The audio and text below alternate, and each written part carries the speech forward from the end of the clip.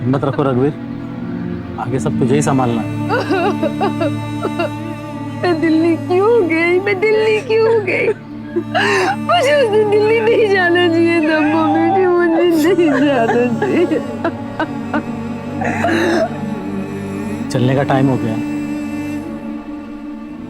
अभी कहाँ है? बेटे की जरूरत पड़ेगी अभी। मम्मी को ले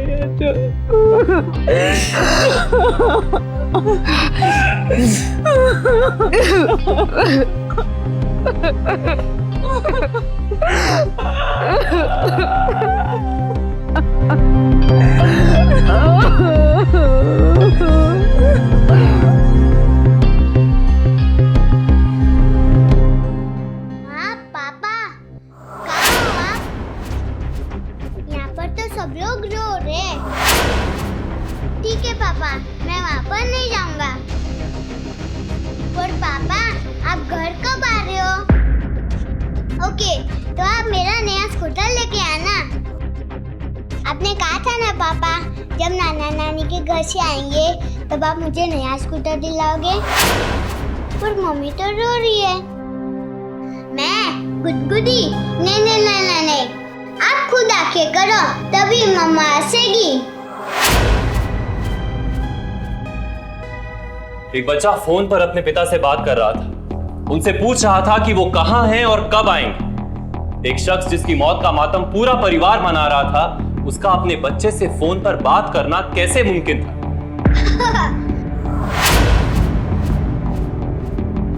नमस्कार, सावधान पंजाब फाइट बैक नाउ में मैं सौरभ राजन आपका स्वागत करता हूं। कौन था ये शख्स जो इस बच्चे से फोन पर बात कर रहा था? क्या वास्तव में उसके पिता जिंदा थे, या फिर उस बच्चे के परिवार वाले जानबूझकर इस बच्चे को अंधेरे में रख रहे थे ताकि उसके दिमाग पर इस खबर का बुरा असर ना पड़े? अगर यह सच था तो उस बच्चे की मां इस बात से क्यों अनजान थी कि फोन के दूसरी ओर कौन था? क्या वजह थी उनकी इस तरह चौंकने की? और क्या था वो सच जो इतने सवाल खड़े कर रहा था? आइए देखते हैं।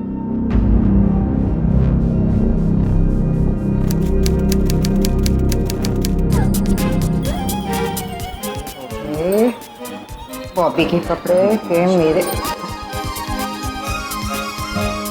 बॉबी तुझसे की कर रहे हो? टीवी बंद करो, जल्दी से मुझे अपना ब्रश लाके दो। पापा आएंगे ना तो चिल्लाएंगे, कहेंगे अभी तक पैकिंग भी नहीं हुई है। मम्मा, दिल्ली में ये नानी के घर पे कार्टून चैनल आती है क्या?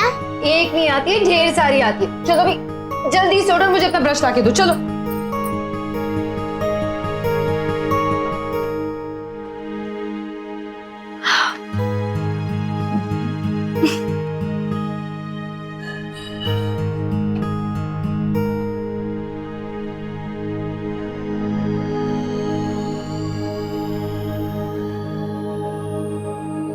मैं क्या पैकिंग नहीं की है?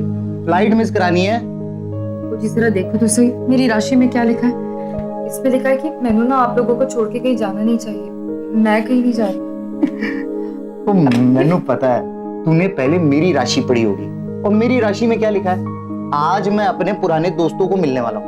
पुराने दोस्तों को मिलने का मतलब है पार्टी शार्टी। तो मैं समझ गया, इसलिए तू मायके नहीं जाना चाहती है ना? तो यहाँ तो तू ऐसा कर, तू अपनी राशि के हिसाब से चल, मायके ना जा। मैं अपनी राशि के हिसाब से चलता हूँ, अपने पुराने दोस्तों को मिलाता हूँ। मेरी जान, कब तक हम ऐसे ही राशियों के हिसाब से चलते रहेंगे? पैकिंग पूरी कर, फ्लाइट मिस हो जाएगी, ठीक है?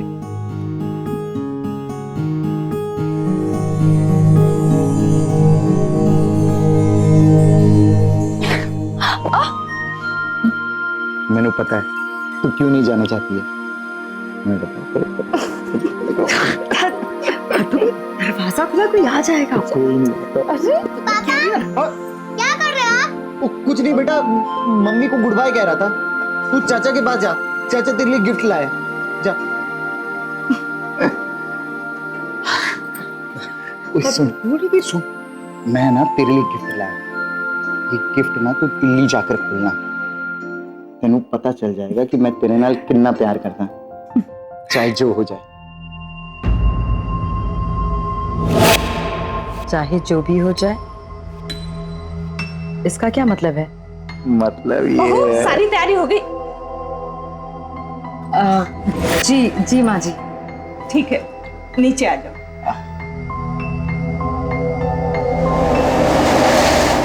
कहा था ना मैंने आपसे, दरवाजा खुला है कोई भी आ जाएगा, लेकिन आप ना बेशरम और बेशरम ही रहो। ओए बेशर्म तो मैं हूँ, लेकिन सिर्फ तेरे वास्ते। तू पत्नी है मेरी, तू, मैं बहुत प्यार करता तेरे नाल, बहुत प्यार करता।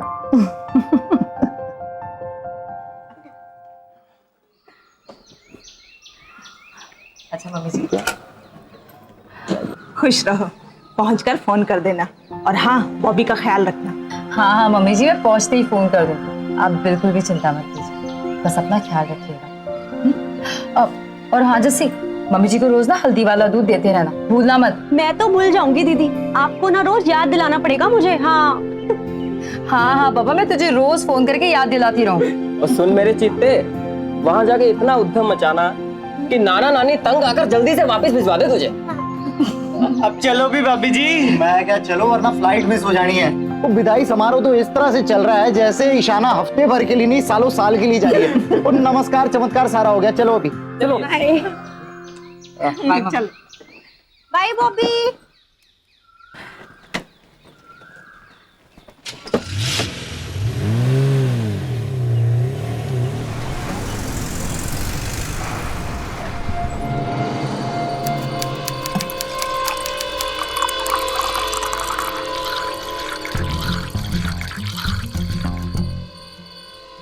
भैया प्लान तो समझ में आ गया है, लेकिन हमें किसी का मर्डर करना पड़ेगा। मतलब कोई और रास्ता नहीं हो सकता क्या?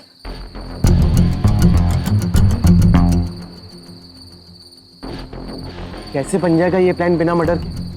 हाँ, तुम अपने आप को बहुत जीनियस समझते हो, तुम्हें तो बस कमी निकालनी आती है, बस कमी, उसके आगे कुछ नहीं आता।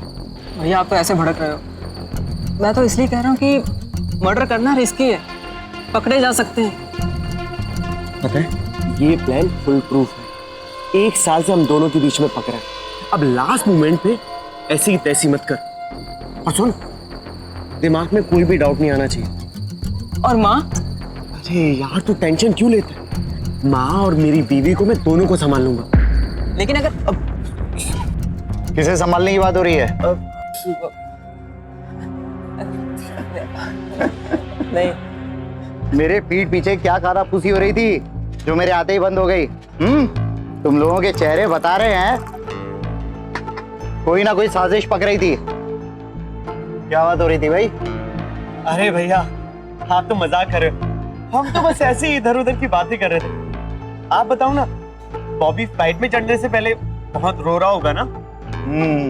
मत पूछ रहू, जो रोया है बॉबी कि उसकी आंखों में आंसू देखकर मेरी आंखों में आंसू आ गए।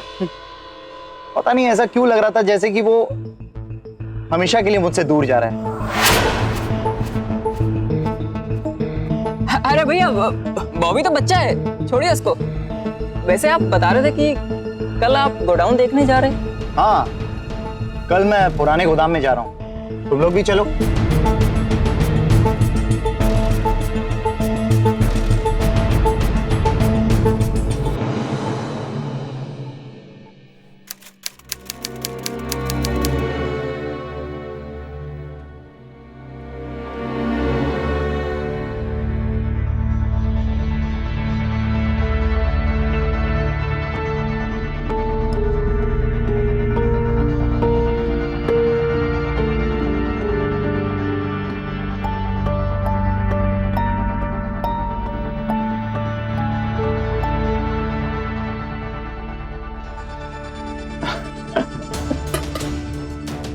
ओए कित्थे वेख रहे हो तुसी? मैनू वेख, स्मार्ट लगता हूं ना मैं? अच्छे लग रहे। तो चलो।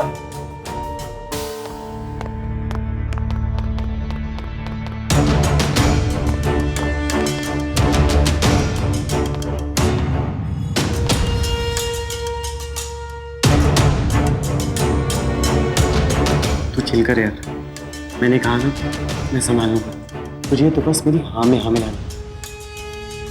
अब चल चल ना।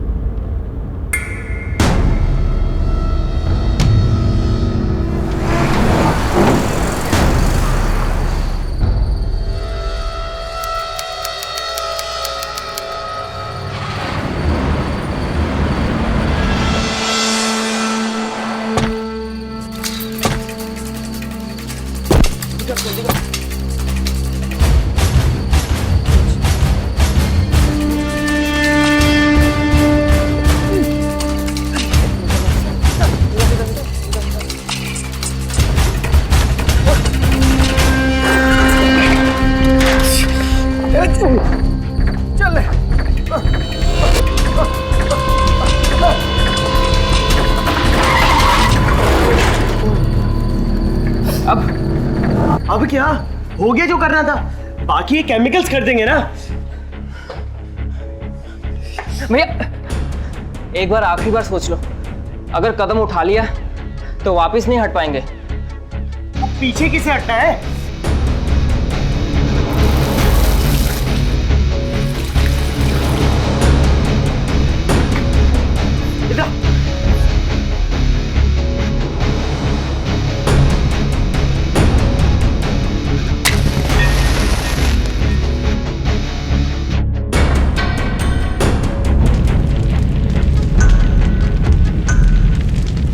चल फोकस।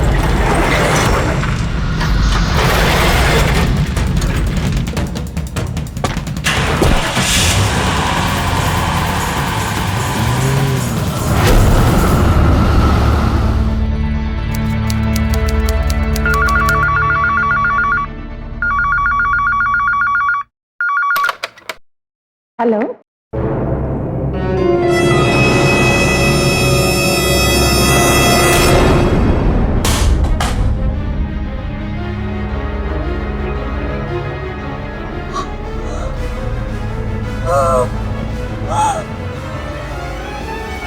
मम्मी जी,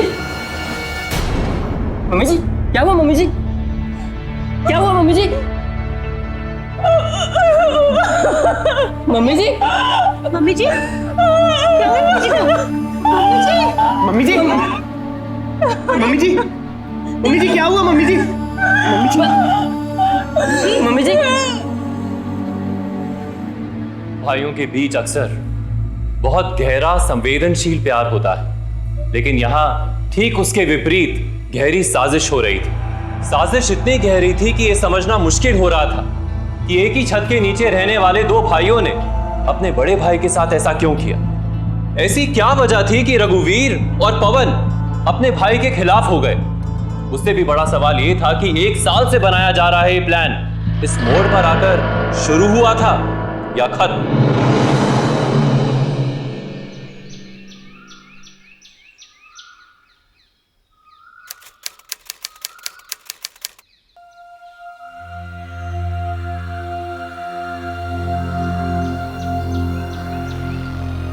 मैं ना तेरे लिए गिफ्ट लाया। ये गिफ्ट ना तू नहीं जाकर खोलना, तेनू पता चल जाएगा कि मैं तेरे नाल कितना प्यार करता। मम्मा पापा कहाँ पर है? मुझे उनसे मिलना है। बोलो ना मम्मा, पापा कहाँ पर गए? मुझे उनसे पूछना है।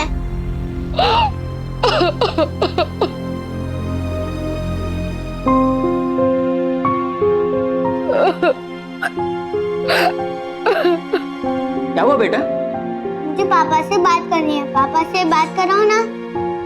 पापा से बात करनी है? चल पापा से बात करवाता हूँ। सच? हाँ पक्का, चल।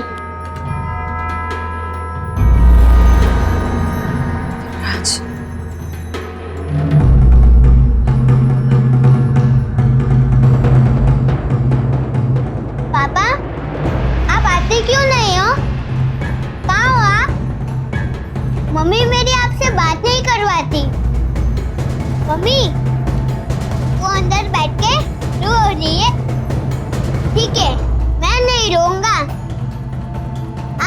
से घर आ जाओ। बेटा वो पापा को काम पे जाना है ना, तो बाद में बात करवा। मुझे पापा से और बात करनी थी। आपने फोन क्यों काटा? बेटा अभी तुम बाहर जाके खेलो ना, बात करवाता हूँ बाद में। वो एक्चुअली भैया की वॉइस रिकॉर्डिंग थी तो। पवन तुम क्या कर रहे हो? एक मासूम से बच्चे को झूठा दिलासा दे रहे हो, गलत है ये। आखिर ये सच कब तक छुपेगा उससे? बोलो। इसमें कुछ गलत नहीं है। अगर एक झूठ से मासूम को थोड़ी सी खुशी मिल जाती है तो इसमें बुराई क्या है? जरूरी है कि जो दुख हम सब सह रहे हैं इस मासूम को भी सहना पड़े। पवन ने जो कुछ भी किया है बॉबी की खुशी के लिए किया है।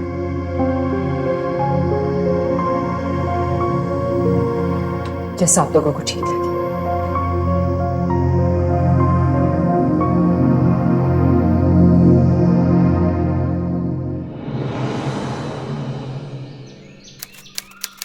वकील साहब, ये भैया का डेथ सर्टिफिकेट।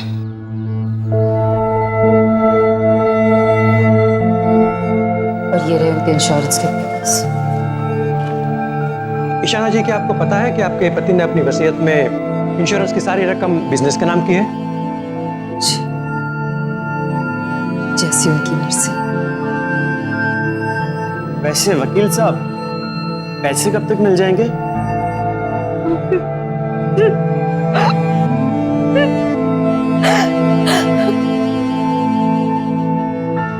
चाचू, पापा से फिर से बात कराओ ना। वो कहाँ पर है? मुझे उनसे कुछ पूछना है। वो क्या है कि एक्चुअली भैया की वॉइस रिकॉर्डिंग है ना मेरे पास, तो कभी कभी समझाने के लिए करना पड़ता है। मैं समझ सकता हूँ आपकी बात। चल पापा से बात करवाता हूँ, चल।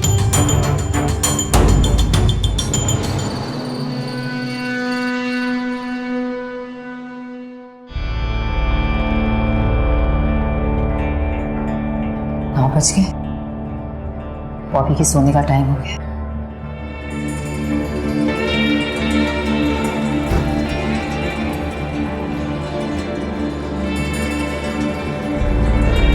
बॉबी,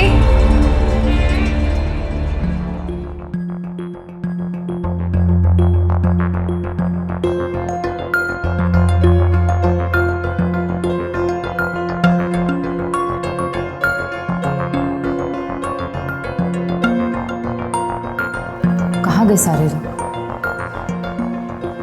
कोई दिखाई क्यों नहीं दे रहा?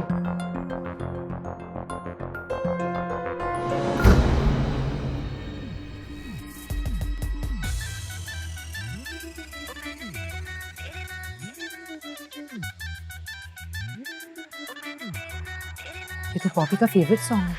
भाभी जी सुनिए ना। तो तुम दोनों ने मारा है पैसों के लिए? हाँ? तुम दोनों, मैं सबको बता दूंगी, मैं पुलिस को भी बता दूंगी कि तुम दोनों ने मारा उन्हें। अरे भाभी रुकिए, तुम चुप कर। तुम्हें मिली है ना इन लोगों के साथ?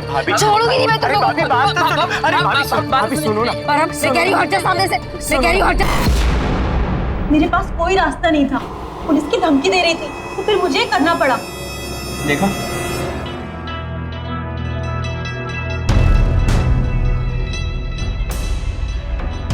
तुम लोगों ने पैसों के लिए अपने सगे भाई को मार दिया? हाँ? क्यों? इसी बात का मुझे डर था। तुम लोगों में न सब्र है न अकल। अरे पैसे हाथ में आए नहीं और लगे पार्टी करने। बेवकूफी की भी हद होती है। माँ, आप भी इन लोगों के साथ मिली हुई? सिर्फ पैसों के लिए आपने अपने बेटे को ही मार दिया? हे भगवान, ये कैसी फैमिली है ये? शर्म नहीं आई आप लोगों को? मैं अभी जा रही हूँ पुलिस के पास। बंदे से अगर ये बाहर गई ना तो हम सब जेल जाएंगे। ये क्या बकवास है? छोड़ो मुझे। चल। छोड़ो मुझे। छोड़ो मुझे। ये क्या बदतमीजी? पागल हो गए तुम लोग। छोड़ो मुझे। बॉबी क्या है मेरा? बॉबी छोड़। दरवाजा क्यों बंद कर रहे हो? छोड़ो। चलो। बॉबी क्या है?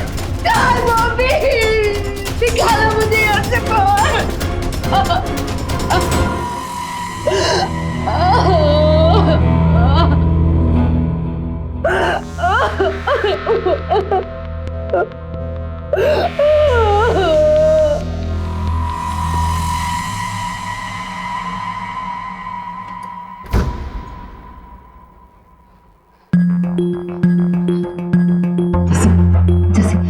मेरा पुत्र किधर, मेरा बॉबी कितने, वो ठीक है ना? वो ठीक है ना? उसको पकड़ो और चुपचाप से खाना खा लो, और ज्यादा बेटा बेटा किया ना तो दलराज भाई साहब के पास पहुंचा देंगे।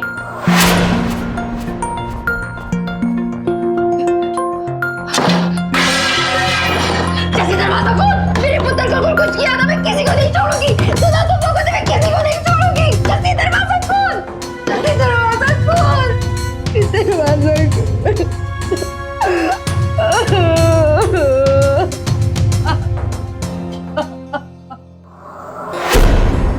फितरत अक्सर इंसान की असलियत सामने रख देती है।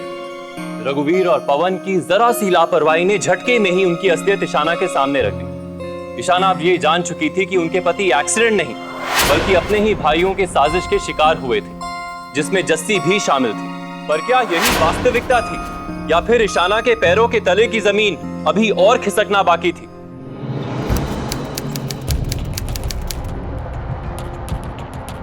भाभी, भाभी, भाग तो नहीं गई?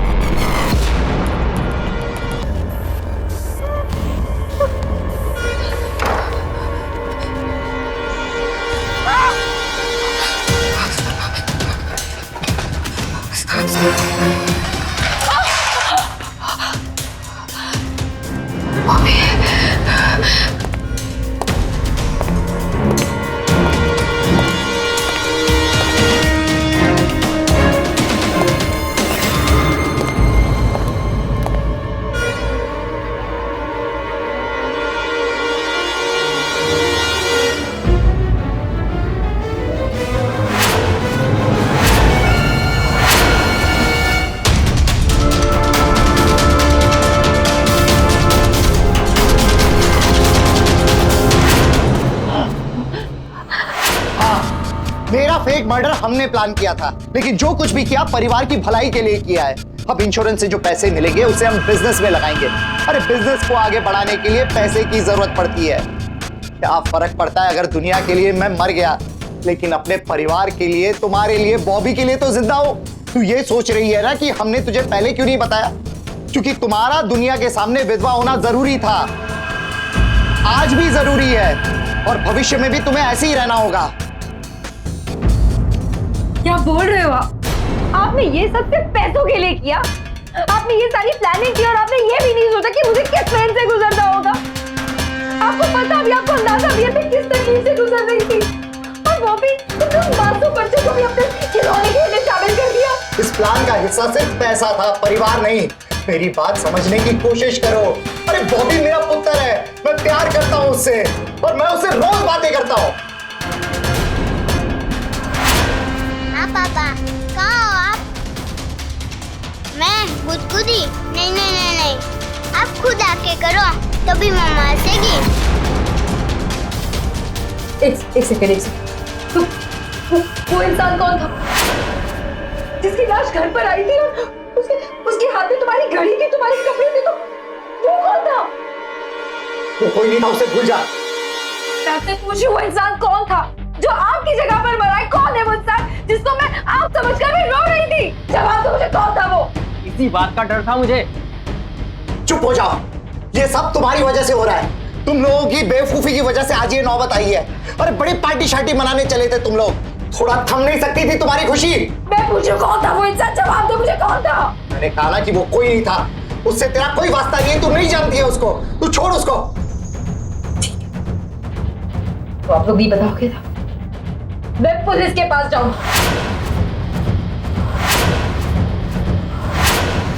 मैं अभी जा रही हूं पुलिस के पास। ओए सुन, क्या तू पुलिस की रट लगा रखी है? मैं तुझसे प्यार करता हूं, तुझे समझ में नहीं आता? ये सब जो कुछ भी किया है परिवार के लिए किया है।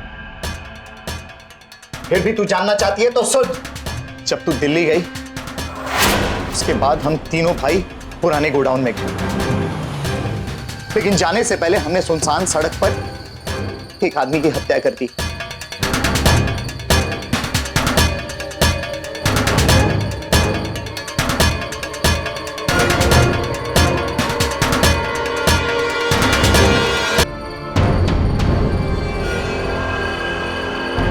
वहां मैंने उसे अपने कपड़े, अपनी घड़ी और अंगूठी पहनाई और उसके पॉकेट में मेरा बटुआ डाल दिया और उसके बाद उसे पुराने गोदाम में ले आए और आग लगा दी। तुम लोगों ने इस काम के लिए एक इंसान की जान ले ली। अरे भाभी जी, आप समझती क्यों नहीं है? दलराज भैया ने जो कुछ भी किया है ना, हम सबके भलाई दे वास्ते किया है। और मैं तो ना सच्ची बड़ी खुश हूँ कि आपको ये सब कुछ पता चल गया। क्या है ना, आपकी हालत देख देख के ना हम सब बड़े ही परेशान रहते थे, तो आपको पता चल गया। अब देखो, जो मर चुका है वो मर चुका है, किस्सा खत्म करो। दिलों में खाना बना कर लाई हूँ, अच्छा सा खाना खा लो, अपना मूड बदल लो।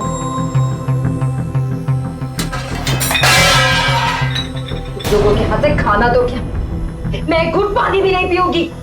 चाहिए तुम लोगों बच्ची, शायद आती तुम लोगों को, तुम लोगों की जिंदगी करोड़ों की और उस निर्दोष इंसान की जिंदगी एक कौड़ी की भी नहीं। और मैं तुम लोगों को नहीं छोड़ूंगी, मैं पुलिस के पास जाऊंगी।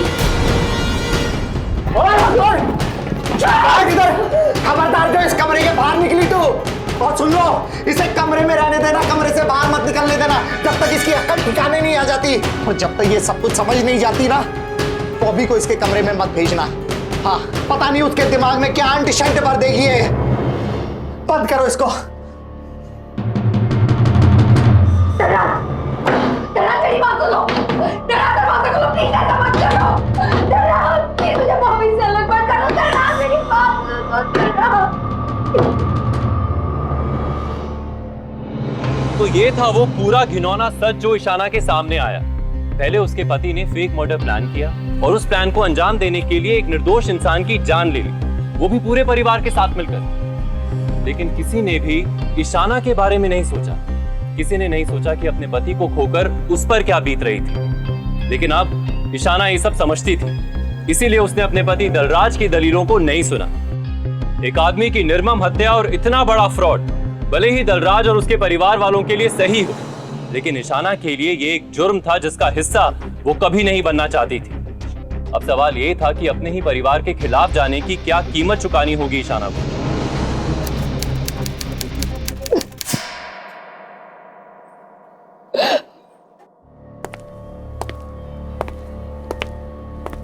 तो दिमाग ठिकाने आ गया तेरा? अगर मेरी बात समझ में आ गई हो तो बता, तुम्हारा साथ देगी? नहीं, बिल्कुल भी नहीं। और ना ही मैं अपने बॉबी को इस खूनी खानदान में रहने दूंगी। तू नहीं मानेगी।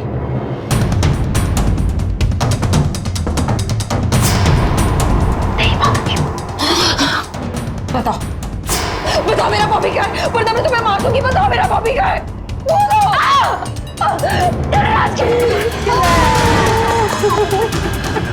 तू यहीं रहने के लायक है, और मैं ऐसी पत्नी के लिए अपना एसी बेडरूम क्यों छोड़ूं, जो ना ही अपने पति का साथ देती है और ना ही उसकी बात समझती है। बात सुनो, दलराज, दलराज मेरी बात सुन, ऐसा क्यों बोल रहे हो तुम? दलराज, दरवाजा खोलो। अच्छा, पैसा अकाउंट में ट्रांसफर हो गया? Thank you sir, thank you so much. अरे सुनो ना, अरे ये सब छोड़ो, सुनो, पता है पैसा अकाउंट में ट्रांसफर हो गया। अरे वाह, सच में? हाँ। अरे भाई गुरुजी, अच्छा ये बताओ कि अब तुमने क्या सोचा है? क्या सोचा है मतलब? मतलब कि दलराज भाई साहब की बात सुन के सारा पैसा उनके बिजनेस में लगवा दोगे या फिर अपने लिए भी कुछ सोचोगे? देखो, जब तुमने रिस्क बराबर का लिया है ना, तो तुम्हारा हक भी बराबर का ही बनता है पैसे पे। हाँ, बात तो तुम सही कर रही हो। अरे इतनी मेहनत की कमाई मैं भैया का सपना पूरा करने में तो नहीं लगा सकता, और वैसे भी उन्हीं की वजह से तो ये सब कुछ हुआ है। और क्या करूं? एक काम करता हूं, मैं ना पवन से बात करता हूं। तुम रुको।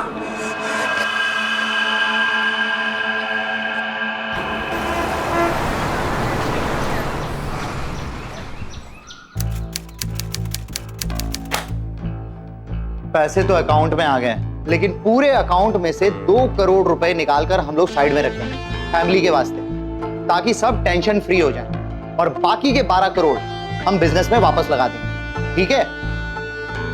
किसका बिजनेस? वो आपका बिजनेस है जिसमें आप 12 करोड़ डालना चाहते हैं, हमारा नहीं।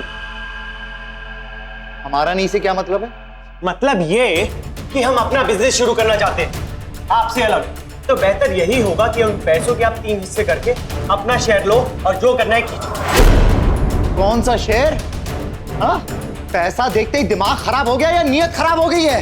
ये पैसे मेरे हैं और इन पैसों के लिए मैं मरा हूं। आपके मरने से नहीं, फ्रॉड करने से आए हैं और इस फ्रॉड में हमने बराबर का साथ दिया है, तो इसलिए पैसे भी बराबर के मिलने चाहिए। बकवास बंद कर, आ गया ना अपनी औकात पर। बराबर का हिस्सा चाहिए ना?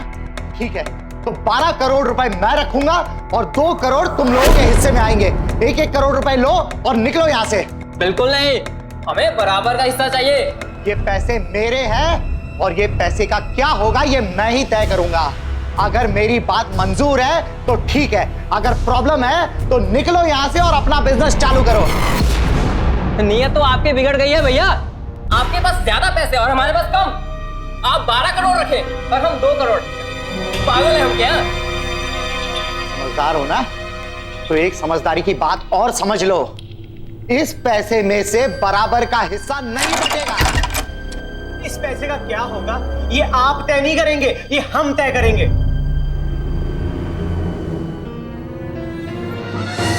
बढ़िए से, ये तो मेरा डेथ सर्टिफिकेट है। तो मतलब ये कि आप मर चुके हैं और एक मरे हुए इंसान को पैसे की क्या जरूरत? अरे भूत बन के फैक्ट्री चलाएंगे क्या? हाँ?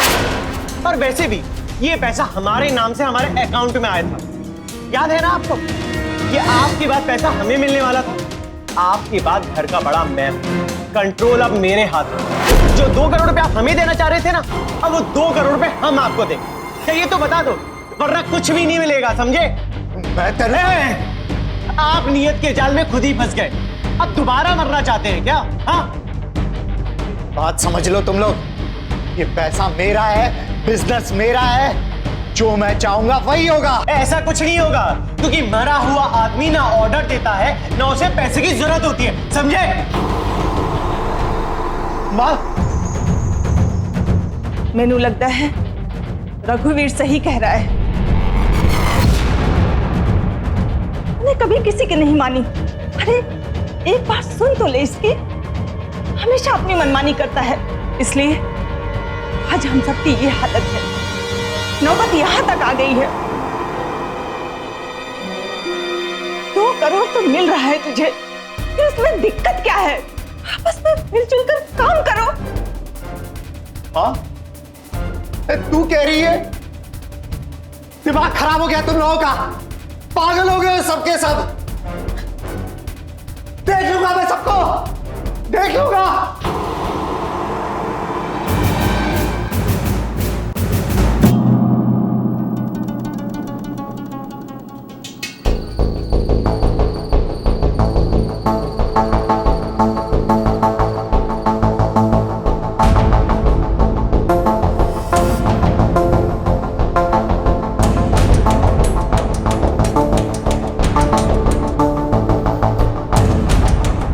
शाना मेरे साथ धोखा हुआ है। मेरी माँ, मेरे भाई, कोई मेरी बात नहीं सुन रहा है। ये सब कुछ क्या मैंने अपने लिए किया था? ये सब मैंने परिवार की खुशी के लिए किया था। और आज जब पैसा आ गया है तो सब अपनी खुशियां देख रहे हैं, सब मुझे धोखा दे रहे हैं। मेरा बिजनेस बर्बाद करना चाहते हैं ये लोग।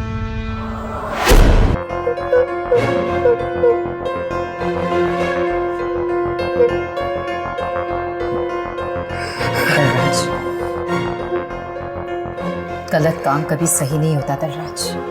कुछ गलत नहीं किया है मैंने। अगर तुम मुझसे इतना सा भी प्यार करती हो तो मेरा यकीन करो, ये सब कुछ रघुवीर का किया कराया है। उसने और पवन ने मिलकर उस आदमी की हत्या की, और अब जब अकाउंट में पैसा आ गया है तो वो मेरी फेक मर्डर का फायदा उठाना चाहता है और सारा पैसा हड़प करना चाहता है। मेरा यकीन करो, अब तुम्हें बॉबी को और इस बिजनेस को बचाने का सिर्फ एक ही रास्ता है। मुझे पुलिस के पास जाना होगा और ये साबित करना होगा कि मैं जिंदा हूं और ये सब रघुवीर का करा कराया है। तुम सारा दोष रघुवीर पे क्यों डाल रहे हो? कि तुमने कुछ नहीं किया? तुम जब ये प्लान बना रहे थे, तुमने मेरे बारे में एक बार भी सोचा? नहीं, इस खेल में तुम बराबर के हिस्सेदार हो। और तुमने ये सब मेरे लिए नहीं किया, अपने परिवार वालों के लिए और अपने बिजनेस के लिए किया है, मेरे या बॉबी के लिए नहीं। मुझे पीठ दिखाने के लिए अब तुम अपने परिवार वालों को पीठ दिखा रहे हो। अरे तुम जैसा इंसान मेरा तो क्या किसी का नहीं हो सकता, किसी का नहीं। मैंने किसी को धोखा नहीं दिया है, मेरी पीठ पे छुरा मारा गया है, नहीं तो मैं ऐसा कभी नहीं करता। मेरा यकीन करो शाला, मेरा यकीन करो। ऐसा क्या नहीं करते भैया? हाँ, जरा हम भी तो देखें कि मरा हुआ आदमी कर क्या सकता है। क्या कह रहे हो तुम लोग? क्या करना चाहते हो? हाँ,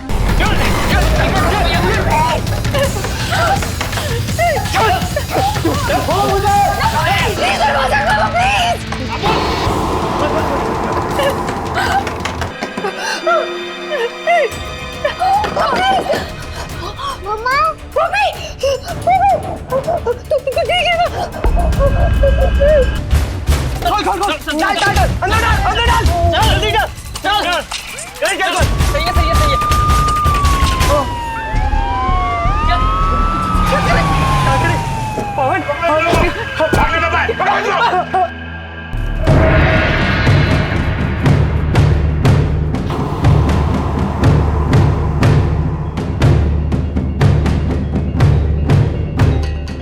अच्छा हुआ मैडम, आपने सही वक्त पर फोन कर दिया।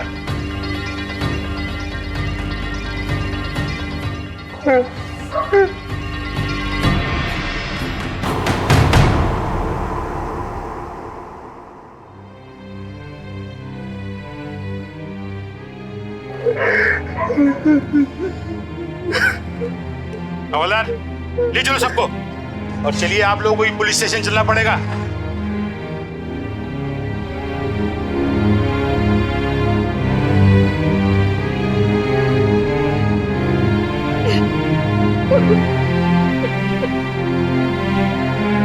हमने पहले भी कहा है, गलत काम करने का कोई सही रास्ता नहीं हो सकता और लालच की कोई इंतहा नहीं होती। जिन रुपयों के लिए दलराज, रघुवीर और पवन किसी दूसरे की हत्या कर सकते हैं, उन्हीं रुपयों के लिए एक दूसरे की क्यों नहीं। जस्सी और दलराज की मां जसजीत पर भी इस जालसाजी में शामिल होने का दोष साबित हुआ और आईपीसी की धारा 420 के तहत उन्हें 7 साल की सजा सुनाई गई। अपनी जिंदगी को बेहतर बनाने के लिए फ्रॉड करना, गलत रास्ता अख्तियार करना, किसी को धोखा देना, वास्तव में अपनी काबिलियत और क्षमताओं को धोखा देना है। अपने इरादों को मजबूत और अपनी कमियों को दूर करके भी एक बेहतर जिंदगी बनाई जा सकती है, जैसा कि ईशाना ने किया। इसीलिए सावधान रहें ऐसी सोच से जो आपको रिश्तों से दूर और अपराध के करीब ले जाती है। पंजाब के क्रिमिनल्स को कानून के हवाले करने के लिए हम सभी पंजाब वासियों को एकजुट होना होगा, ताकि पंजाब एक क्राइम फ्री स्टेट बन सके। और ये हमें अभी करना होगा, क्योंकि अभी नहीं तो कभी नहीं। इसी के साथ मैं सौरभ राज जैन आप सबसे विदा लेता हूं। पंजाब में जुर्म को जवाब देती हुई एक और सच्ची घटना के साथ आपसे फिर से होगी मुलाकात। तब तक के लिए सावधान पंजाब, फाइट बैक नाउ।